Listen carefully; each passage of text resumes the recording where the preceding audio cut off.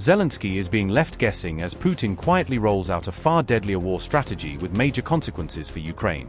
Revealed, Russia's secret plan to heavily fortify Moscow against Ukraine's growing wave of long-range drone attacks. Putin is moving powerful S-300 and S-400 air defense systems closer to Moscow, daring Ukraine to test Russia's new shield. Russia is reportedly overhauling its battlefield strategy as it looks to counter Ukraine's increasingly frequent missile and long-range drone attacks. Fresh satellite imagery reportedly showed that Vladimir Putin has redeployed key air defense systems from Russia's northern regions to the Moscow area. Even Russian-controlled territories inside occupied Ukraine may now be receiving additional air defense missile systems as part of the wider military reshuffle. Nearly 24 S-300 and S-400 long-range air defense systems have reportedly been relocated from the Russian city of Severodvinsk. The air defense network had previously been deployed to protect Russia's strategic nuclear-powered submarine shipyard, according to reports. The reported redeployment has notably left two major military positions at Yagry Island and Mironov Hill largely abandoned. Yagry Island, once home to 6 S-300 surface-to-air missile systems, is now reportedly left almost completely exposed. Mironov Hill previously hosted 8 S-300 launcher vehicles, but satellite images from 2025 reportedly revealed a dramatic reduction. Experts believe Putin's latest strategy assumes northern Russia remains sufficiently distant from the battlefield to accept reduced air defense coverage. An expert said, and I quote, "Trying to fend off Ukraine's drone and missile strikes against strategic infrastructure deep inside Russian territory, Russia is burning through its interceptor missile stockpiles faster than the defense industry can replace them. This has apparently forced the Kremlin to reallocate many of its air defense assets from lower priority regions to higher priority areas, such as Moscow, St. Petersburg, and operational zones closer to the Ukrainian front, including Crimea. The systems shown on earlier satellite imagery may have been dispersed, undergoing maintenance or replaced by other air defense assets. The apparent disappearance of S-300 or S-400 launchers is probably the result of a temporary redeployment rather than a permanent withdrawal, and the assets may be returned to their original sites once operational requirements elsewhere have been met." End quote. Another defense expert argued that Russia is now prioritizing the protection of Moscow and St. Petersburg above all other regions.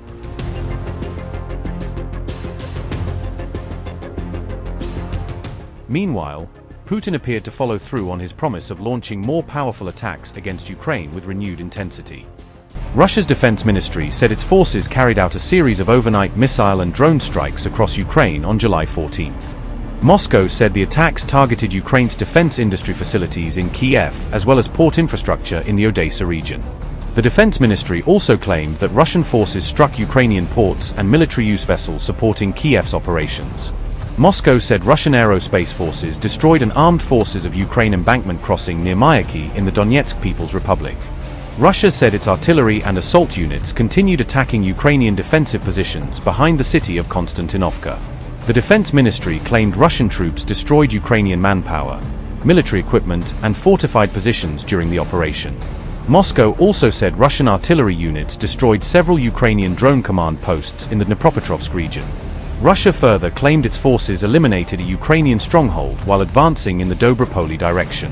The defense ministry said Russian assault units captured and cleared another fortified Ukrainian defensive position in the Zaporizhia region.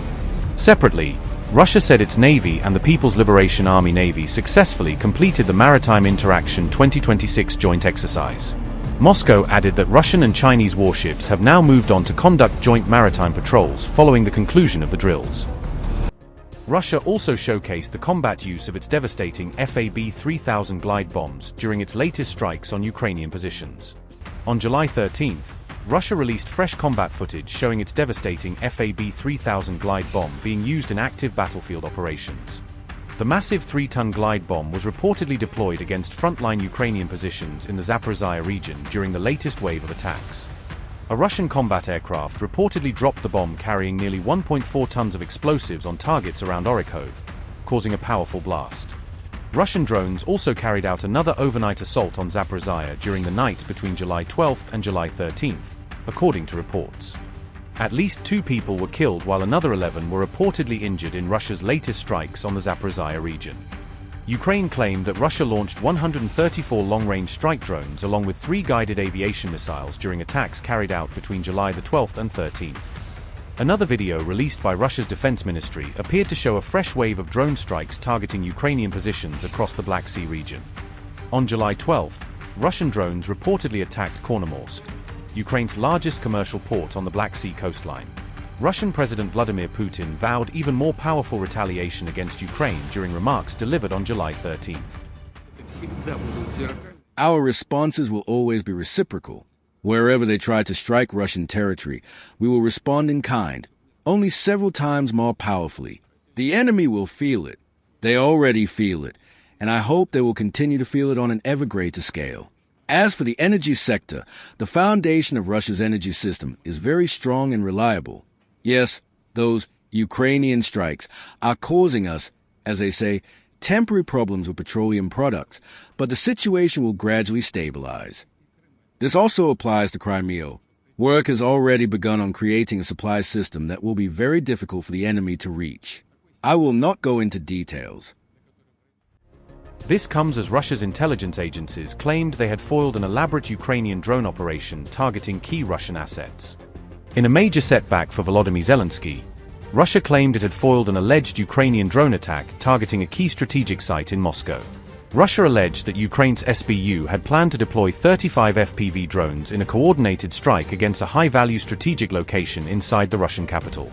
The intercepted Ukrainian drones were reportedly fitted with Canadian-made control systems, according to claims made by Russian investigators. Russian authorities further alleged that each of the recovered drones carried warheads packed with nearly 4 kilograms of high explosives. A report claimed the drones were secretly smuggled into Russian territory through neighboring Slovakia and Poland before the planned operation. Hidden inside a shipment of Spanish roofing tiles, the operation allegedly received logistical support from European intelligence networks, Russian officials claimed. Ukraine allegedly deployed 2 Moldovan nationals who reportedly prepared a rented hangar that was intended to serve as the drone launch site. Russia further alleged that Ukraine's SBU recruited children between the ages of 13 and 16 to assist with the covert drone operation. Those children allegedly activated illegal SIM cards that were intended to support the planned drone attack in Moscow, according to Sputnik. On July 14th, Russian authorities released a video that they said showed FSB agents dismantling the alleged Ukrainian drone operation before it could be executed. Russian officials claimed the drones were recovered from a warehouse, while alleging that the overall operation was led by a Russian national.